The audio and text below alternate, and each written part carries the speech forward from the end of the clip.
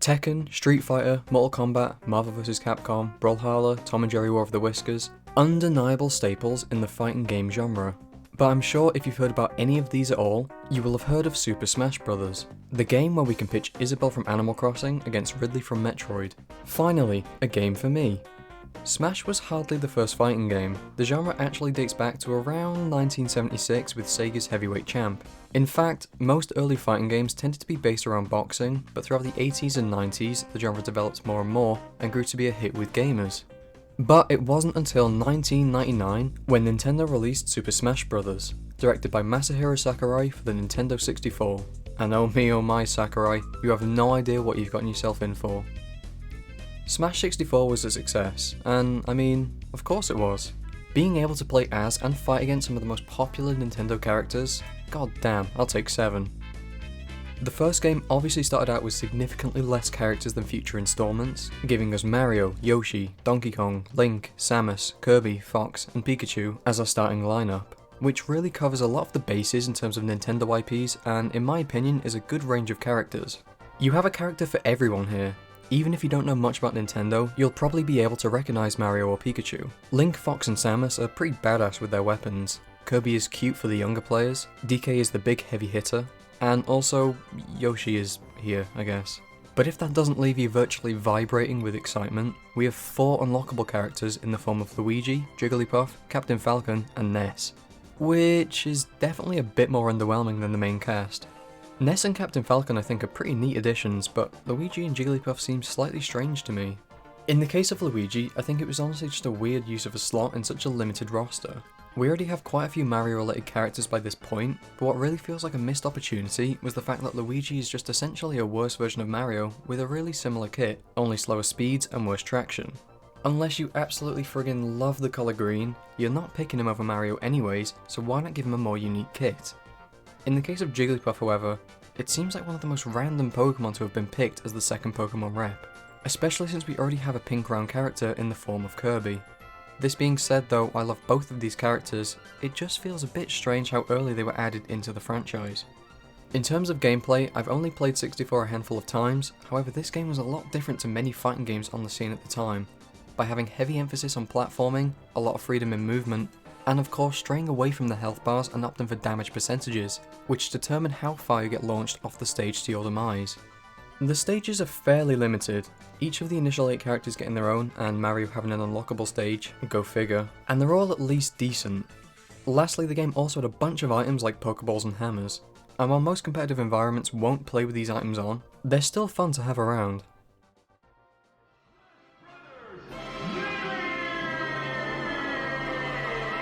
Smash Melee, the golden child of competitive fighting games, especially within the Smash world. Initially released in 2001 for the Nintendo GameCube, Melee would be the game to almost standardise the GameCube controller as the controller to play with competitively for every Smash game following. And I'll be honest, I fully understand why. The controller feels like it was made for Smash. The button layout, the general feel of the controller, and oh my god, the C-stick feels so good to flick around while pretending to know what the fuck you're doing.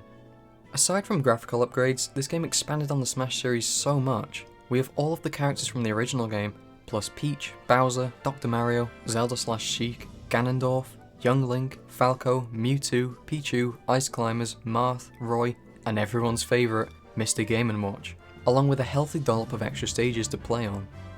This game was definitely a lot more focused on gameplay, which is still something that people rave about to this day. Hitboxes were made more accurate, the game was much faster, and to quote Sakurai, felt really good to play. There were also a bunch of other changes to things like character weight, smash attacks, shields, and hit stuns to name only a few. All of these things resulted in a different level of gameplay that 64 just didn't quite have. On top of everything else this game did, it was also the game that introduced trophies, which are in-game collectibles that on top of giving you neat info on what they are just honestly really cool to get. This game was received well by both casual and competitive players alike.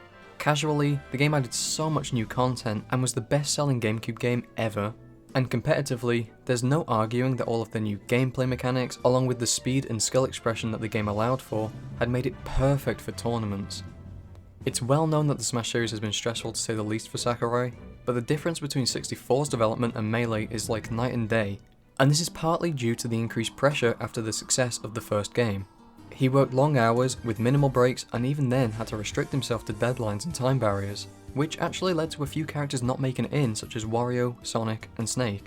Melee is one of the more important games in this series in my eyes, as it really upped the quality of the series from its predecessor and proved the franchise to be great in the competitive scene. But enough about that, it's time to move on to everyone's favourite game in the franchise.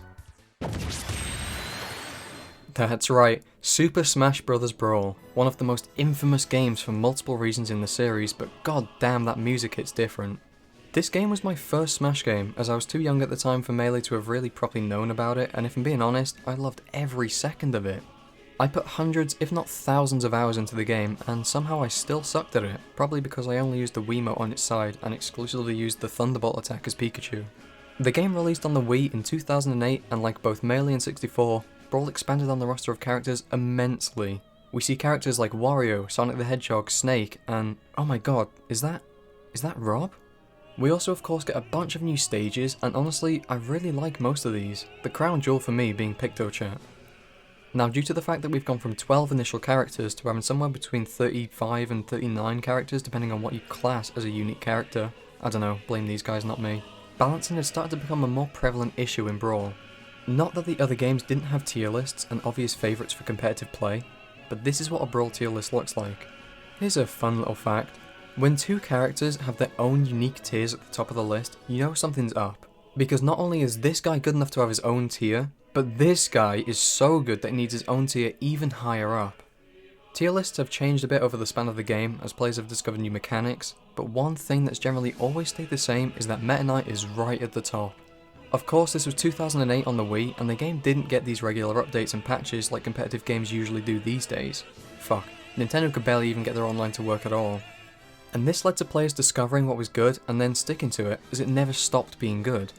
Meta Knight was infamous for dominating competitive play because of his insanely strong kit and being able to combo people to death stupidly easily, while these little horrors had the ability to chain grab, effectively making them be able to kill you from 0%.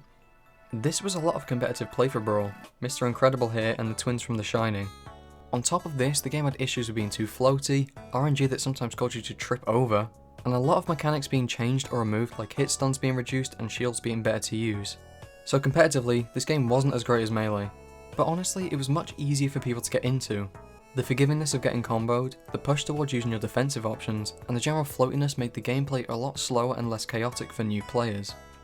At the very least though, we have to commend Brawl for bringing us the brand new mechanic, Final Smashes. Each character gets their own unique move, which more often than not either kills, heavily damages, or I guess point blank misses the enemy. There are mostly really fun and cool to watch Final Smashes, with a few kinda weird or underwhelming ones thrown in for good measure. So if nothing else, Brawl did bring us this. But hang on just a second, what's this? Oh cool, an entire story mode including all of the characters. The Subspace Emissary was honestly the highlight of the game for me. I'm an absolute sucker for unlikely crossovers, and here we are seeing Diddy Kong and Fox together, Link and Yoshi, Mario and friggin' Pit. I didn't even know who this guy was before playing this game, but god damn, if Mario trusts you then so do I. This game mode was perfect for players like me, seeing all of the little groups of characters eventually run into each other and team up as the story continues until eventually we get this big finale at the end where ironically Sonic shows up at the last minute. All while there's this overarching story with a hierarchy of bad guys trying to taint the world. For a game that has a lot of glaring issues, nothing will ever top playing through the Subspace Emissary for me. Super Smash Bros. 4. Man, they really just gave up trying to come up with a name for this one, huh? This game was a weird one. Really, it should be Games with an S because it was split into Smash for the Wii U and Smash for the 3DS. Sakurai himself considers the 3DS version as the 4th installment and the Wii U version as the 5th. Both released in 2014 and, as usual, to positive reviews. The main differences between these two games are what you'd expect them to be. The DS version is much more portable, while the Wii U version is more powerful. Both games actually have different art styles. The Wii U version continued the trend among Smash games and has a nice clean polish to the character models and stages. But the 3DS version has this sort of outline around the characters, which is likely to help the players see what's going on a smaller screen. While paused, the characters are much more detailed than while playing in an effort to try and keep things like frame rates high. The two games feature some different stages, with the DS version having more stages from the handheld games and the Wii U version focusing more on the console game stages. Both games also feature a couple of different game modes from one another, but enough about this, let's get on to the fun bit, the fighters. Well, of course we have a bunch of veterans from previous games, but now with 21 newcomers, and honestly this is where the Smash roster started to really evolve in my opinion. Both in the sheer number of characters available, but also because, look at some of these guys. Pac-Man, Mega Man, Ryu, come on! These are some really iconic video game characters, so it's amazing to see them debut in a Smash game here, finally.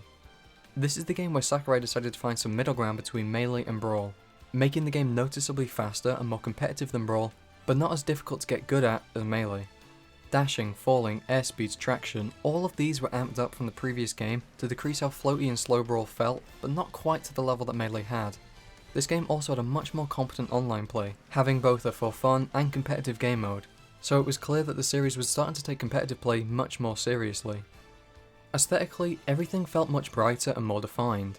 Brawl took a much more realistic and washed out approach to how everything looked, which wasn't particularly bad in my eyes, but goddamn, comparing the games does make you appreciate the bolder colours and stylization. There were also a lot of changes to the sound effects, UI, and item designs, which altogether made this game the highest quality to watch and play for the majority of players at this point. My biggest gripe however with Smash 4 was the absolute lack of story mode. I mean, come on. It didn't have to be as big and amazing as Brawl felt, but something with a few cutscenes thrown in would have been nice. And here we are today, Super Smash Bros. Ultimate, the latest and greatest in the series, and oh boy, this one was just a treat to old and new fans alike. Released in December of 2018, this game was met with almost a unanimous holy shit from the player base. The entire tagline of Ultimate was "Everyone is here," and man, they did not disappoint. Every character from the previous games are here. Characters we haven't seen since friggin' Melee are back, and that's not all. Ultimate brought us another whole load of newcomers. About half were in the base game and the other half DLC. Characters like King, Hyrule and Ridley. Honestly, I don't know why we haven't seen these guys already, and oh my god, Banjo-Kazooie, Sora, Steve from Minecraft? If you told me in the Brawl era that Steve from that new block game would be added to Smash, I'd say good one, and go back to spamming Pikachu's Thunderbolt move. The word Ultimate really does describe this game, because it genuinely does feel like the ultimate version of a Smash game so far. The gameplay feels amazing, the art style is gorgeous, the characters are oh my god, and Jesus Christ, we haven't even got onto the absurd amount of stages yet. 96 returning stages with a brand new 19 including DLC. How on earth does this get boring? There were a lot of changes from Smash 4 in terms of gameplay, however these did feel more like tweaks to get things feeling even nicer, rather than a full overhaul of the physics, so I don't think it's really worth going into too in depth, but what I can say is, wow, this game feels incredible. I think they've gotten things pretty spot on now where it doesn't feel too difficult to get into for newer players, but goddamn everything feels so great to play. There's so much skill expression and I genuinely have a lot of fun trying to learn how to do combos and get good, as they say. Once again, the story mode felt a bit underwhelming if I'm being fully honest. Definitely better than Smash 4, but I absolutely loved the first cutscene, but that's also kind of one of the only cutscenes. And the gameplay felt a lot in the realm of, okay, now I have to go and fight this character only with a new gimmick, while pissing around with spirits. I think for me personally, I would have made it a bit more focused around finding and saving characters, and throwing in some very short cutscenes to make it feel like the story is progressing. That being said, I did enjoy playing through it. Again, the gameplay mechanics are down to a science now for being fun, but I definitely did have a lot more fun just playing the regular game mode. It's honestly sort of hard finding stuff to say about Ultimate because at this point the series has nailed what it wanted to do. The gameplay is immaculate, the replayability is absurd, and man, everything looks incredible. It's crazy looking back at Smash 64 and how everything has evolved through the, well, decades at this point. The series has made mistakes along the way, sure, but it's also made some of its best features at the same time. And now we have what I can only assume is the last ever game in the series. I don't know what Sakurai could even do to make a new game feel much better than this one already does. And you know what? I'm content with that. I will be 80 in an old person's home, playing Ultimate before I get bored with the Smash series.